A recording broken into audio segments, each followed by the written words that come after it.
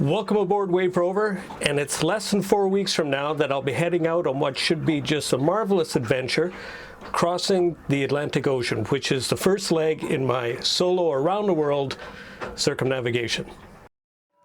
For as long as I can remember, I've wanted to sail the oceans in a small boat.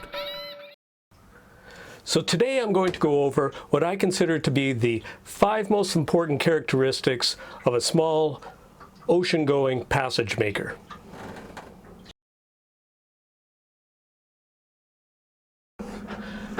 Number 1, the keel. What we want to see is a long keel that encapsulates the ballast. That's the ideal keel for a small ocean-going passage maker. And why is that? Well, let me explain that. Firstly, a long keel helps a boat track better. That's its ability to hold a straight course with minimum inputs from the rudder, which in turn makes self-steering so much easier to accomplish. Something that all solo sailors must master, as steering by hand in a boat that doesn't track well would be too fatiguing to even contemplate. Secondly, the long keel is structurally the strongest of all the keel forms, and it's even more robust if the ballast is located within the keel itself.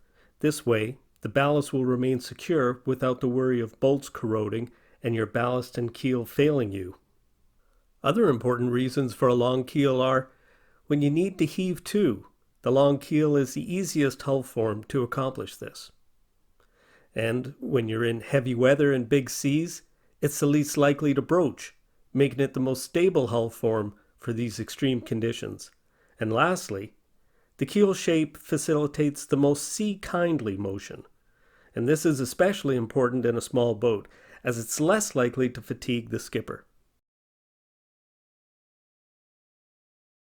The second characteristic that I deem important to small ocean passage makers literally builds off the first, and that is a stern-hung / keel-hung rudder. And let me explain why. According to Yachting World, more cruising boats have been abandoned in the last 30 years because of rudder failure than any other reason. So what makes this form of rudder so strong? Firstly, the leading edge is protected by our long keel, giving the rudder great protection from flotsam, nets, and grounding, making it nearly invulnerable to damage.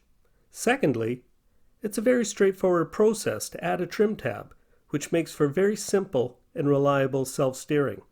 And lastly, it's easy to set up an emergency rudder, as the gudgeons, and in fact everything else about the steering system, are easily accessible. The third characteristic has to do with pedigree. Is she a proven blue water sailboat? Has she made long ocean voyages? And we're not talking your particular boat, but the design. Is it a proven design? And there are several designs out there under 26 feet that have done this. So check it out. Check out the forums. Ask your friends. You'll find that certain boats have reputations. And this is a Contessa 26, and it has several ocean crossings under its belt. And in fact, it has at least 2 circumnavigations that I know about. The fourth characteristic is simplicity. You want to make sure the boat is easy to handle by one person. And of course, at 26 feet or 25.5 feet, that's very easy to accomplish. This also means that everything is smaller on the boat by comparison. So your ground tackle is small. You don't need a winch.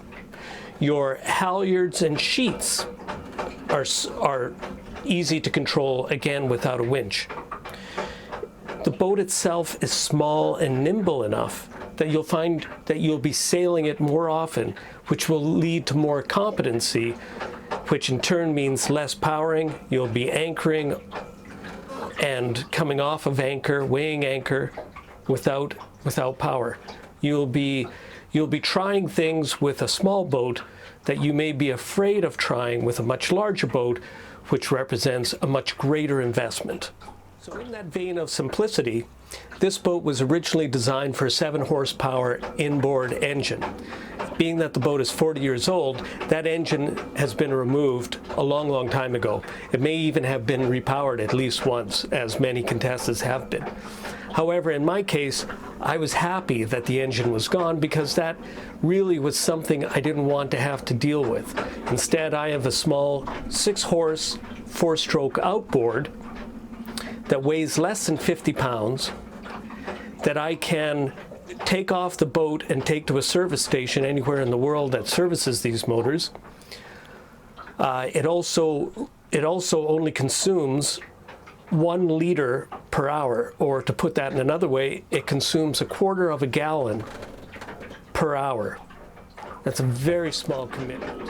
And possibly one of the greatest advantages of having a small, simple, low-tech boat is the ease at which anybody with average hand skills can work on the boat.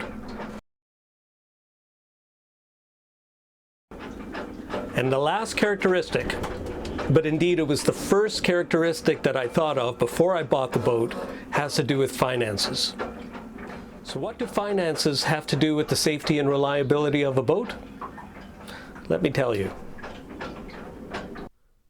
Thomas Edison said, "Opportunity is missed by most people because it is dressed in overalls and looks like work." You can generally pick up a Contessa 26 or many other worthy, older, small boats with good structure and perhaps some good gear included for less than $4,000 US.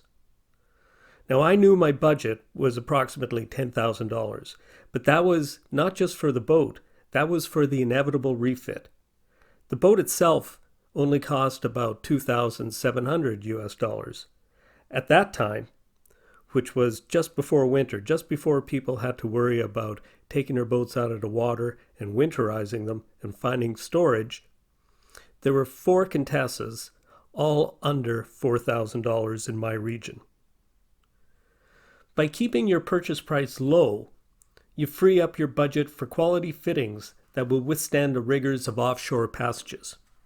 Most likely you'll have to get new sails or modify existing sails, as I have. You'll need new rigging, both standing and running, solar panels, and of course batteries, which only last so long to start with. The list goes on. The number of items you'll have to replace or add will be staggering. But you have to do this if you want to have a boat that's ocean ready.